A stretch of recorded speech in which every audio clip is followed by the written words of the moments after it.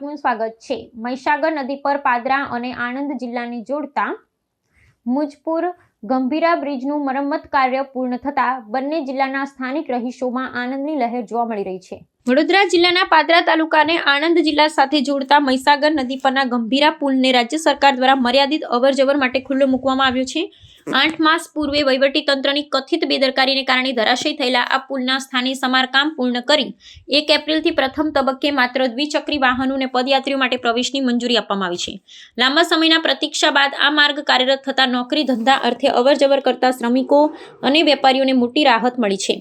માર્ગ અને મકાન વિભાગ દ્વારા વર્તમાન પુલની સમાંતર જ એક અત્યાધુનિક નવા પુલનું નિર્માણ કાર્ય પૂરજોશમાં ચાલી રહ્યું છે। જૂના પુલ પર ભારે વાહનોના પ્રવેશને કારણે સર્જાતા જોખમને નિવારવા માટે તંત્ર દ્વારા લોખંડના અવરોધક સ્થાપિત કરવામાં આવ્યા છે, જેથી માત્ર નાના વાહનો જ પસાર થઈ શકે।